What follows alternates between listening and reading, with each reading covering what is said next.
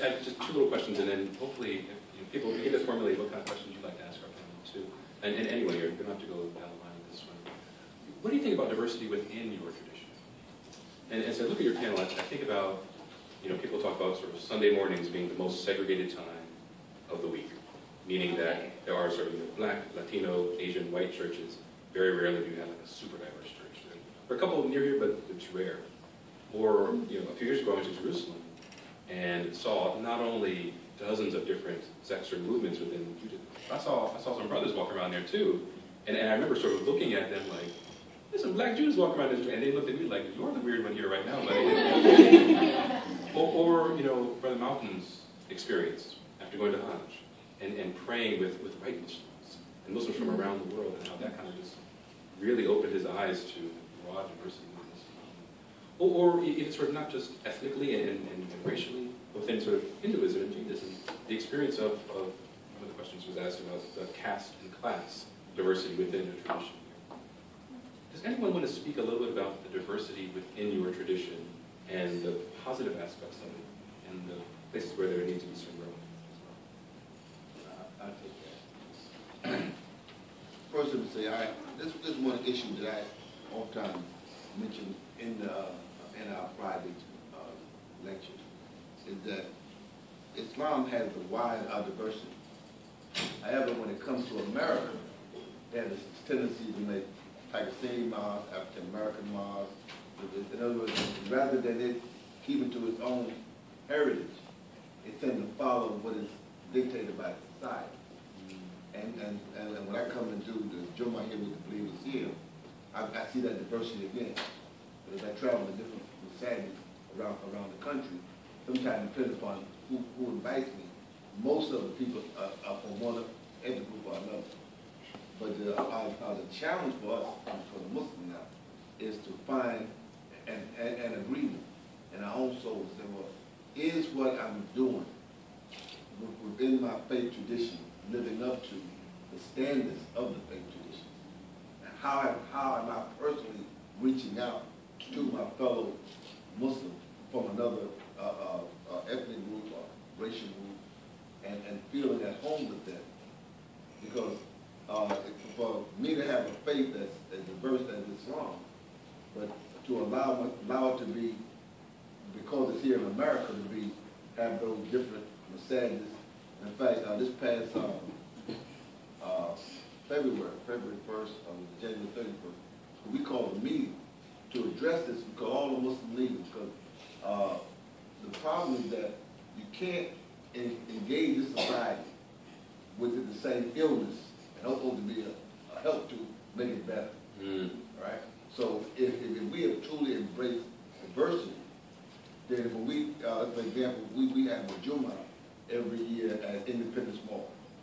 And we invite all the Muslims to come and send a delegation from all different settings so that the American public can see that diversity. Why is that important? Because here in America, if you are seen as a stranger, you always be a suspect. But when you embrace the a pluribus unum, out of many one, then you can then speak to the American audience as an American, showing that Islam is as much an American religion as Judaism, Christian, Hindu, whatever. But you can't address that if you got the same illness. Even one of them, even in terms of language, we use religious terms in a social construct. Like, for instance, black and white. All right, in America, black and white has certain defined usage.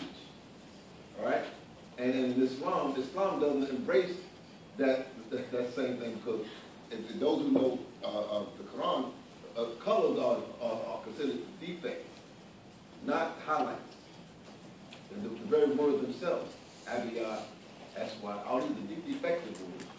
So if I'm looking at a person only looking at their skin color, I will treat that and say, you're pink. You're not white like this paper, right? But we specifically, right? Am I right or wrong? I mean, think about it.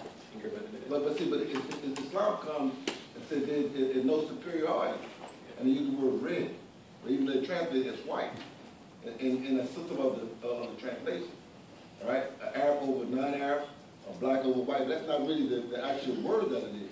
So what I'm saying is that in America, when you use religious terms, black and white have definite meaning to religion. All right, it's not to go into all that, but just to say that they have definite meanings. You said something real deep about how, and I'm paraphrasing, how faiths sometimes need to become Americanized to be accepted.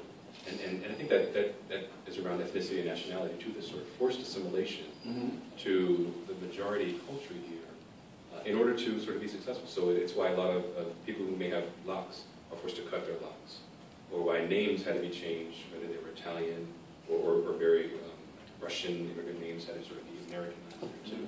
Or even the way that different faiths have become mainstream. So you think about someone like Ibn Patel, who is a Muslim man and head of the Interfaith Youth Corps, who is like the most hip dude you'll ever meet. He's got like, his ears are pierced, real chill guy, like knows pop music, real cool guy. And for a lot of people is their face of Islam. Or like Mindy, from the Mindy Project, who for a lot of non-Hindus has really normalized Hinduism. In some problematic ways, but some really interesting ways too, where, and she's kind of joking about it, and is I guess, I don't know, spoiler alert, engaged to like a Catholic guy. but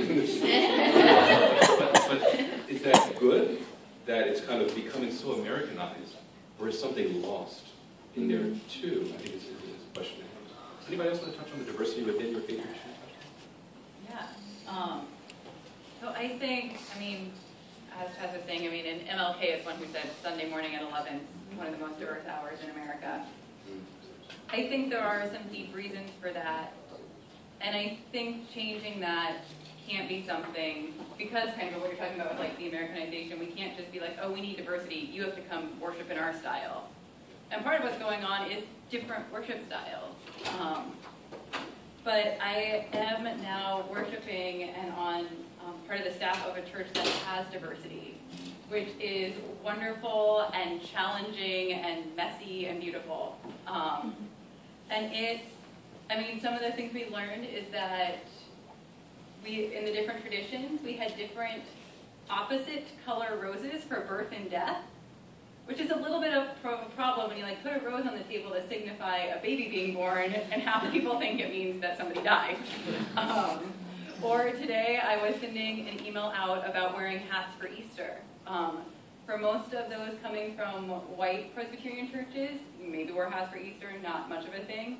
For those coming from black churches, hats are a big thing. So trying to figure out what does it mean to be this group of people bringing these different backgrounds together but wanting to worship. And it's part of what I think is really important is it's authentic, this diversity. And I think that is one of the things that really matters to me, is that the diversity kind of happens naturally and isn't forced or kind of about like otherness or almost exoticizing those who are different than us, because I think that ends up really messed up and more damaging than helpful. But how can we coexist and want to be together and have it just be natural?